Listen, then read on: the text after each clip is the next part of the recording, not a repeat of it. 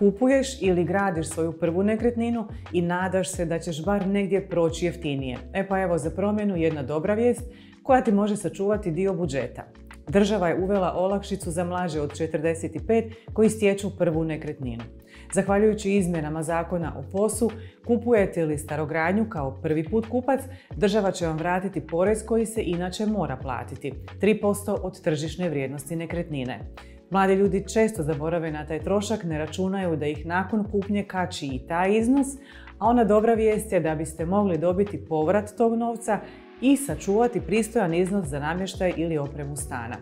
Tko će moći dobiti povrat poreza, a tko ne, što se događa ako kupujete novogradnju ili gradite kuću, lista kriterija je poduža, a pitanja puno. Zato smo vam pripremili specijal epizodu podcasta u kojoj donosimo odgovore na trenutno najvažnija pitanja o povratu poreza za kupnju prve nekretnine. Ako ti je prvi stan realna misija, gledaj do kraja. Informacije koje će nam dati Mihaela Almer, kreditna i financijska stručnjakinja iz Progrupe, mogu ti uštedjeti i nekoliko tisuća eura.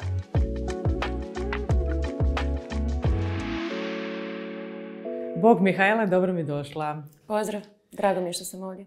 Povrat poreza na prvu nekretninu je tema koju si ti već svladala jer svakodnevno odgovaraš u stvari vašim klijentima na društvenim mrežama, na brojna pitanja o stambenim kreditima, a porez je isto jedan trošak koji se treba i mora isfinancirati, pa pretpostavljam da si onda prošla kroz cijelu ovu temu i prijedlog zakona, jer ljude, pretpostavljam, više to i zanima od kad smo čuli da će biti nekog povrata poreza, pogotovo zato što lani nije bilo nikakvih subvencija. Primjećuješ li više upita? Već krajem prošle godine, čim je krenula najava, se nama povećao obujam upita u vidu ovog zakona. Neki ljudi koji su na to imali pravo, odnosno mogli prolongirati, čak su i prolongirali potpise kupoprodajnih ugovora i za 1. siječnja ove godine, kada će ovaj zakon i krenuti na snagu, naravno retroaktivno. Ono što generalno ljudi vrlo često zaborave je upravo taj trošak, a to je porez na promet nekretnina. On je tu, mora se platiti i kupac ga je u obvezi platiti nakon kupoprodaje nekretnine. Porez na promet nekretnina, ukoliko govorimo o starogradnji, odnosno ukoliko govorimo o kupnji od fizičke osobe, iznosi 3% od kupoprodajne cijene. Ukoliko se nekretnina kupuje od pravne osobe, direktno od investitora, tu govorimo onda o povratu PDV-a. PDV je klasičnih 25% unutar kupoprodajne cijene, iskazani unutar kupoprodajne cijene, te je sastavni dio kupoprodajne cijene. O kakvoj sad olakšici riječ? Pravo na ovu olakšicu će imati svi građani Republike Hrvatske koji su mlađi, odnosno nisu napunili 45 godina. Koji kupuju svoju prvu nekretninu, morat će imati prijavljeno boravište i prebivalište na toj nekretnini, čiji je kupoprodajni ugovor sklopljen poslije 1. siječnja 2025. Odnosno čija je nekretnina dobila pravomoćnu uporabnu dozvolu poslije navedenog datuma, ukoliko govorimo o nekretnini koja je izgrađena. I što će se u stvari vraćati ovaj put? Odnosno, kako će izgledati subvencija? Ovdje će se raditi o isplati potpore. Drugim riječima, porez na promet nekretnina će se u startu morati platiti, a potom će se kroz zahtjev pokrenuti isplata potpore. I 3% kod kupoprodaje od fizičkih osoba, odnosno starogradnje, i povrat PDV-a kod pravnih osoba, odnosno kupnje od investitora. Tko sve ima pravo tražiti povrat poreza za kupnju prve nekretnine?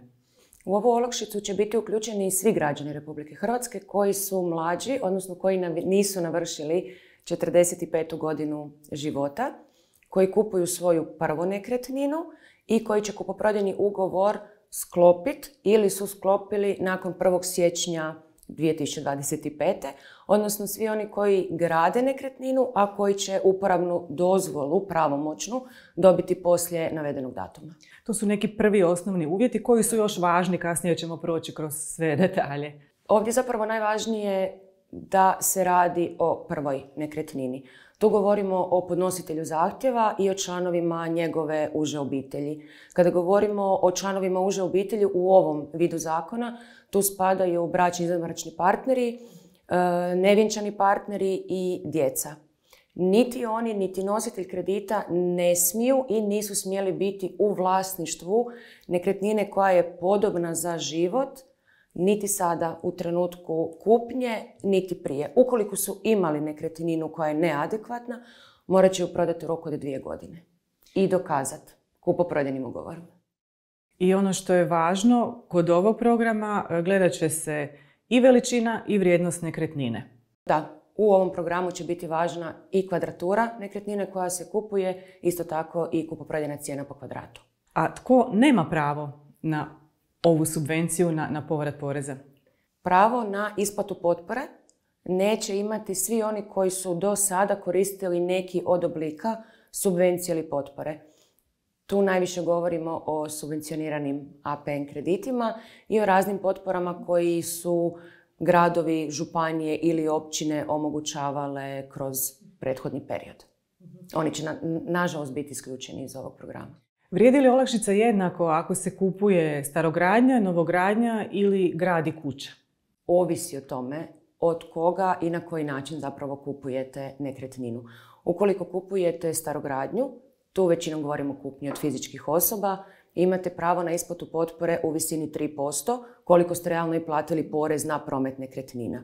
Kada govorimo o kupnji od pravnih osoba, direktno od investitora, tu govorimo o PDV-u. PDV, porez na dodanu vrijednost, sastavni dio kupoprodajne cijene iznosi 25%.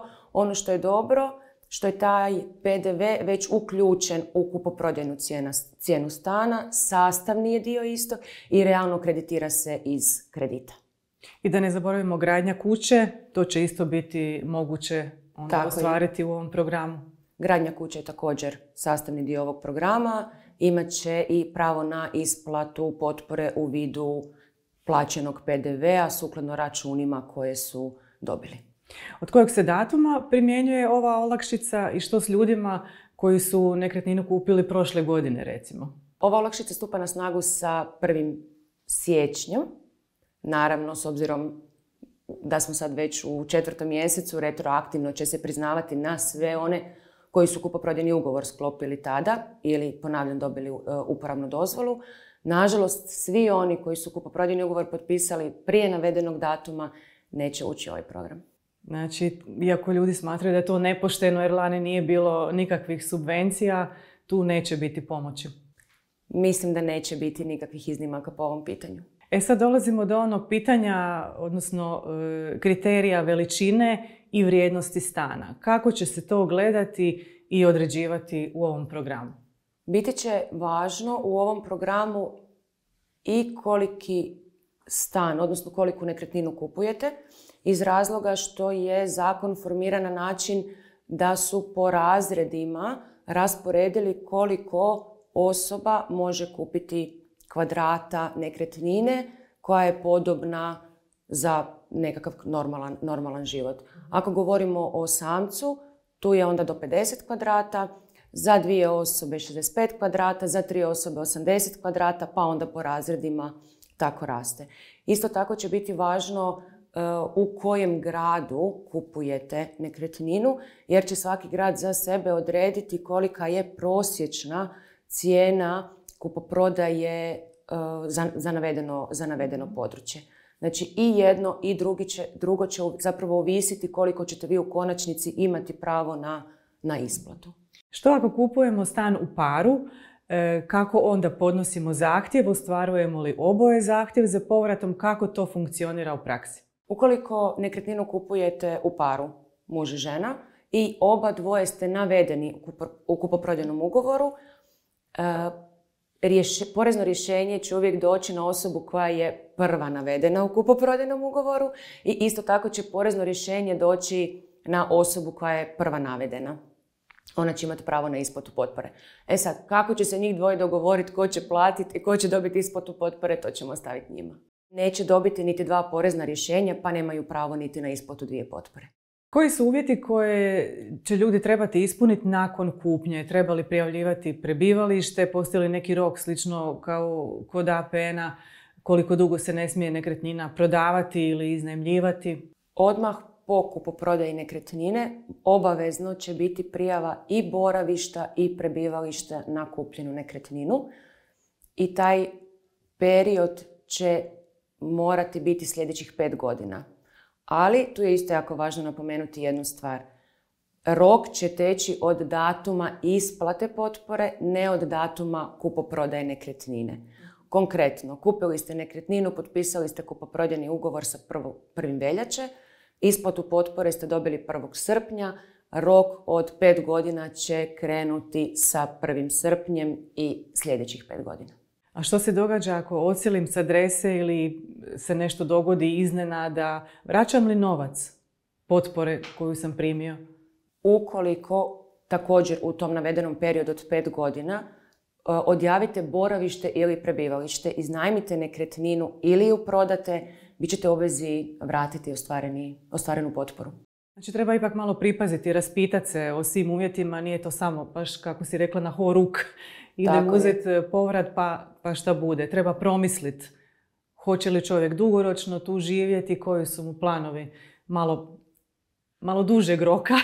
Pa da, zapravo oni su tu htjeli zaista omogućiti ljudima kupnju prve nekretnine i svog doma. Gdje se vi zaista vidite, gdje želite živjeti, koliko dugo ćete tamo živjeti. Zna li se već više detalja o tome kako će se i kome prijavljivati za povrat poreza? Evo, svi skupa čekamo pravilnik koji će, vjerujemo, uskoro izaći sa baš konkretnim detaljima. Ono što je ovdje važno napomenuti je da porezno rješenje po kupoprodaji nekretnine izdaje Ministarstvo financija, odnosno Porezna uprava. Pravo na isplatu potpore podnašat će se u Ministarstvu graditeljstva, konkretno APN-u. Pretpostavka je da će se uz zahtjev morati priložiti kupoprodajni ugovor kojim se dokazuje da je kupnja ostvarena nakon 1. siječnja ove godine i porezno rješenje gdje je navedeno koliko ste vi realno platili poreza. Znači još čekamo pravilnik i više detalja. Da. Čekamo. A do tada mijenja li se što ako se nekretnina kupuje na kredit? U vidu isplate potpora ne mijenja se ništa. Znači imati ćete pravo na isplatu potpore kupovali vi nekretninu u gotovini ili putem stambenog kredita. Ali ono što je važno istaknuti je da upravo ta obveza postoji. Ona je tu. Ako kupujete od fizičke osobe, imate obvezu platiti porez na promet nekretnina u visini 3%. Imate li ta sredstva? Trebate li omogućiti ta sredstva? Postoje određene banke koje će vam uvećati stambeni kredit za te dodatne troškove. I porez, i javnog bilježnika, odnosno solemnizaciju ugovora. Ono što je dobro kod pravnih osoba, odnosno kada kupujete nekretninu od pravnih osoba, što je zapravo taj PDV u samoj kupoprodajnoj cijeni. Sastavni dio iste i realno banka će vam to financirati putem stambenog kredita. Imaš li već neki okvirni izračun koliko ljudi mogu očekivati povrata ako kupuju starogradnju, a koliko ako kupuju novogradnju? Koliki povrat poreza ljudi mogu očekivati, mislim da će biti najlakše provući kroz jedan primjer. Osoba živi u Zagrebu, samac je i želi si kupiti svoju prvu nekretninu. Odlučio se kupiti stan 50 kvadrata, kupoprodajne cijene 2900 eura. Ukupna kupoprodajna cijena te nekretnine je 145.000 eura. Ukoliko tu nekretninu kupuje od pravne osobe, imati će pravo na isplatu potpore u visini 50% plaćenog PDV-a.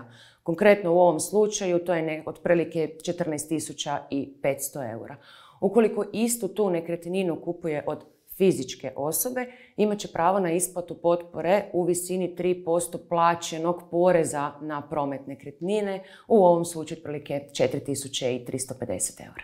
Znači u slučaju starogradnje taj novac moramo imati spreman, moramo svakako platiti taj iznos pa ćemo dobiti povrat, a u slučaju novogradnje u stvari plaćamo taj porez u sklopu cijene, a kasnije dobijemo povrat. Pa evo, dobro je to za znati, pa vjerujem da vi kreditni posrednici morate znati sve ove detalje jer savjetujete svakodnevno vaše klijente o stambenim kreditima, ali možeš li nam pojasniti što točno kreditni posrednik radi i kako možeš pomoći ljudima i u ovakvim situacijama kad treba procijeniti hoću li ići u kupnju nekretnine, novogradnje, starogradnje, isplati li mi se, što u stvari radi kreditni posrednik? Mi smo tu da vam napravimo kompletnu financijsku analizu, izračunamo kreditnu sposobnost i otprilike vam damo nekakav osjećaj koliko vi nekretninu sebi možete priuštiti. Naravno, u taj financijski plan koji mi radimo moramo i potrebno je uključiti sve ove dodatne troškove, pa tako i ovaj zakon, odnosno porez koji morate platiti i troškove javnog bilježnika i police osiguranja koje imate. Znači sve buduće troškove koje ćete imati po tom stambenom kreditu. Kada imamo priču, idemo prema bankama, pronalazimo najbolju banku za vas sukladno vašem zahtjevu, radimo sa puno banaka i nemamo potrebu favorizirati niti jednu banku. Zaista se trudimo omogućiti klijentu najbolje za njegovu potrebu i za njegovu priču. Pratimo ga korak po korak sve do isplate kredita, odnosno do prijenosa vlasništva. I da, besplatni smo. Zaista nema nikakvih skrivenih troškova, neće se niti banka naplatiti od vas.